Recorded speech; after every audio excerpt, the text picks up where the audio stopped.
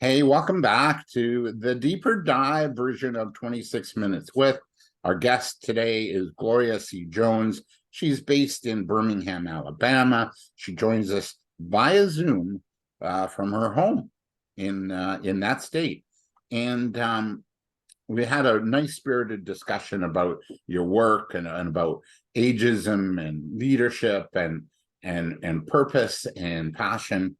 Um, but another thing we discussed off air was your involvement in the Black Belt. And I'd never heard of that living here in Toronto, Canada. So I did my research. And I'm going to just read for a moment and then get into our conversation. So Alabama's Black Belt, for those of you that don't know this, it's an area that's a larger is a part of a larger national Black Belt region that stretches from Texas to Virginia. The region has historically been home to the richest soil and the poorest people in the United States. Originally, the term referred to the exceptionally fertile black soil that encouraged early pioneers in the late 1820s. So we're going back in 1830s to settle in Alabama and construct a network of cotton plantations. So we're going back to cotton and slavery and some pretty important working conditions back then that supported half of Alabama's enslaved population. Now, during this time, the Black Belt was one of the wealthiest and most politically powerful regions in the United States, and its commerce elevated Montgomery, Selma, which we know from the movie Selma and Martin Luther King's work, and Demopolis into some of the most affluent towns in the nation in the U.S. As the Civil War began in the early 1860s, Montgomery was chosen as the first capital of Confederacy. And in recent decades, that region has been known for the birth of the Civil Rights Movement, initiated by the high population of African American residents in the region. The legacy of this plantation culture has left the region in a state of economic depression, underemployment, and poor social services. Once sought after for its rich soils, the Black Belt has become a region defined by its dire social economic situation. And 9 out of 10 of the poorest counties in Alabama are in the Black Belt.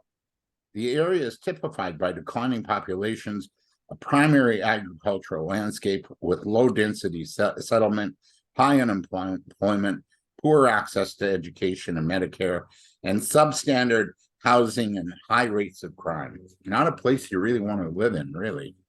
So, Gloria, in our off-air conversation, you're active in bringing reform and positive change to this part of Alabama. What drives you to work towards creating maybe a better future in this area? David, thank you for that information on the Black Belt. There's a need for not only the states, but the government, the communities, the churches to come together and address the concerns of the Alabama Black Belt. I'm part of an organization called the Spirit of Luke, and that organization is one that comprises a mobile medical unit, a food pantry, a clothing pantry. They have an evangelistic team. They have counselors. They have just all kinds of doctors, various doctors. And there's a convoy that travels monthly, once a month, goes to the Black Belt. And we go in and we set up and we provide services to people that are living as if they're in a third world country, right up under our faces. Mm.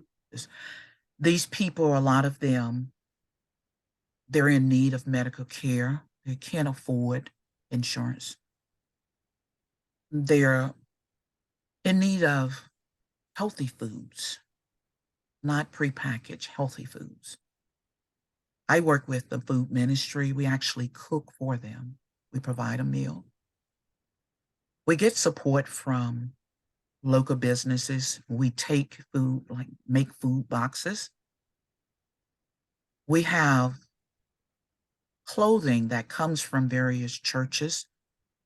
They contribute. Um, a lot of time individuals will do as well. And we take all of this down, and we do get support from various faith-based organizations. They contribute quite a bit. And some corporations, we have gotten support. And we go down and we set up and we make it all day. The doctors, they operate through the mobile unit. A lot of times we will meet sometimes at the centers, the senior citizen centers, or we may have to go to a school, or it's a building where the community can come. And we rise early when we go. We rise early in the morning because we start traveling 6 o'clock in the morning to get there at a reasonable time so we can serve them throughout the day. But that's what that organization does. And there are others in the state I know of as well, but I'm a part of the Spirit of Luke. Again, from the Bible, right? So Yes. what's the government not doing? You mentioned that, they're not as active, or other community partners. What is the government not doing that needs to be done, Gloria, to really, reform this area? One of the things that has been highlighted, David, and it was on national news, I recall looking at it on 60 Minutes, where they came down to an area of the Black Belt where the sewage was running out in the ground. And we can imagine how unhealthy that is. It was addressed on the national level because there was an organization that really advocated for that and raised the awareness, and that's how they got that attention. So think about it: when you got raw sewage, that is just that is far from where this country should be. And I believe that I don't know where it stands with the local and state government, but that is something that I consider to be a priority. It needs to be dealt with. We saw a little bit of that in East Palestine, with the train derailment, that the government took weeks, like a few weeks, to go and see the site and what was happening, Yes. the Yes. transportation minister or had, I forget his name now, but didn't even go down. It took him about 3 weeks. Yeah, it breaks my heart, really. Yeah, it does. Why is there no one helping that area? Why is it been, why does it take a sewage crisis to draw attention to that area? That's a good question, David. That's a great question.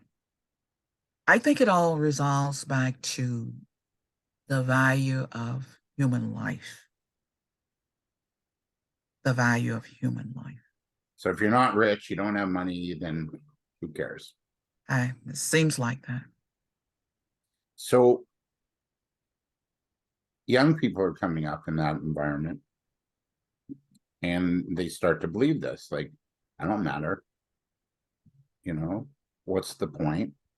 You work with a lot of youth in that area. What message of hope are you providing them? One of the things that we have a gentleman that is he's a retired Marineman, and that's the area that he heads up. And he really has the patience. He takes time and really have intense conversations with those young people.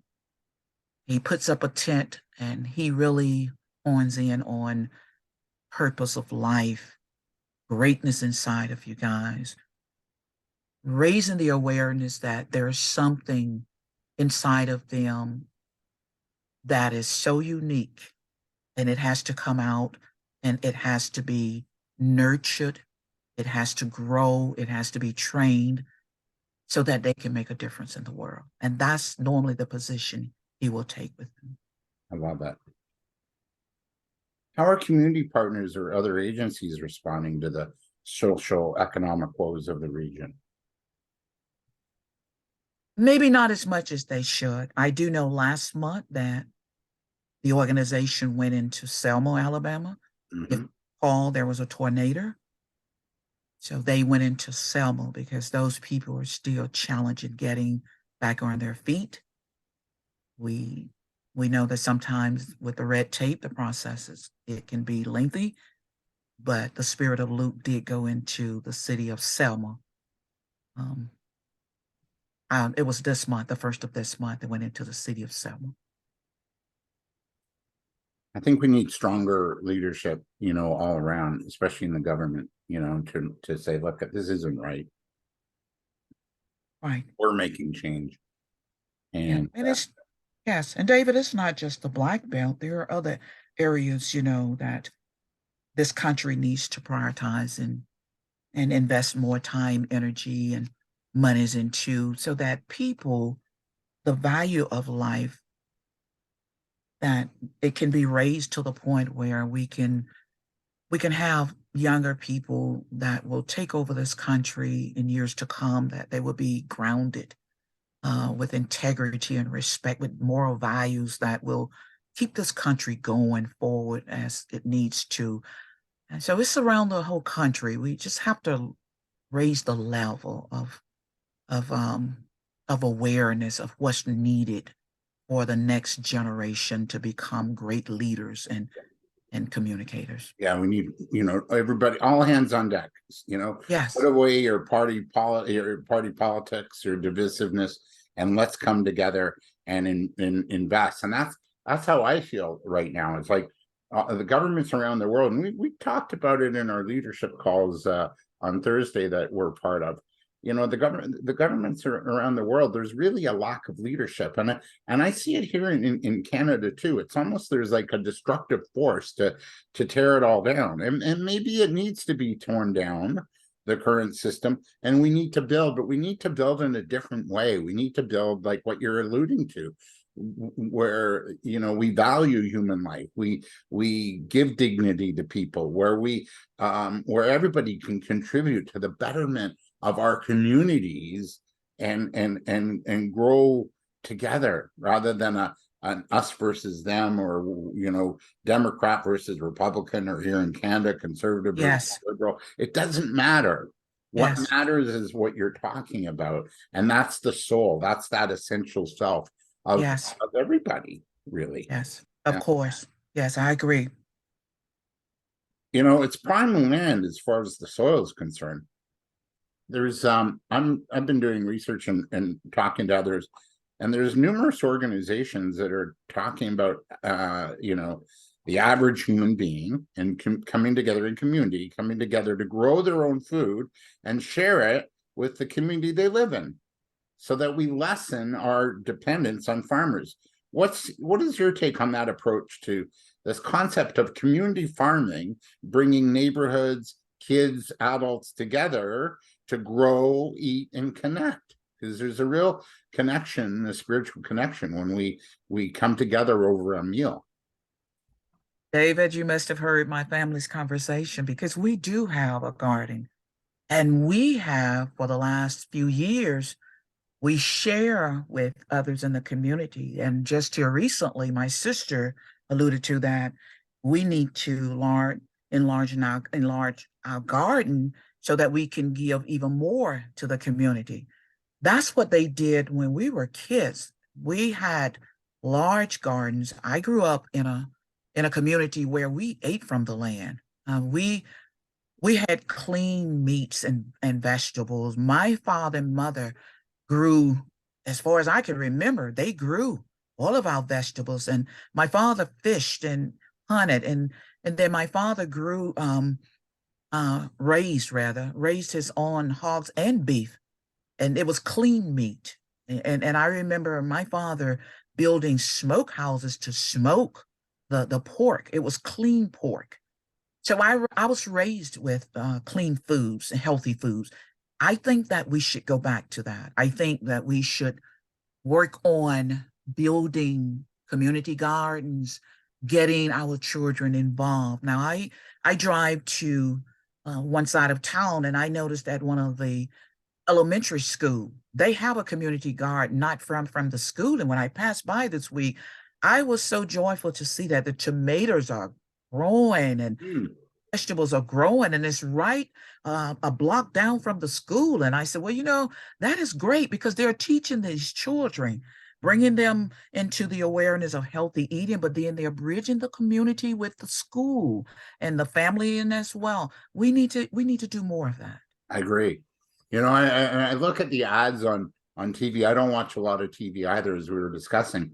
And but what I see is, fast food and pizza and burgers, and it's like, and kids are eating that, and it's like, oh, you don't want to be eating that stuff. No, There's yeah, nothing in it for you of any value nutrition. It yeah. breaks my heart. Here in Toronto, we have a baseball team, the Blue Jays. So every Tuesday they have, I think it's $1 hot dog night. Okay. So they have it on Tuesdays. So this past Tuesday they had a game at home, and they sold over 40,000 hot dogs Wow. at the stadium. And it's like, that's pure, not it's pure garbage. Yeah. I almost think whatever you see on TV, do the opposite. David, you're not gonna get away. They're gonna, hot dogs, hamburgers. I mean, just, they're gonna have to just make sure they manage it. But kids, pizza, hot dog. I don't eat hot dogs, but kids and hot dogs, you know how that goes. I know. Hot dogs. So I don't know. You're not gonna win with that one, I don't think. Or ice cream. In in, in No. in an area that's been suffering for so long, like hundreds of years, what is your message when you do outreach there? There is hope. There is help. There's a way out. Always walk away inspiring them that your situation is not here to last. It will pass, but it's conditional. You have to commit yourself to doing something about it. And if you decide to put your hands to the plow, as we would say, I do believe that you will pull up from this place.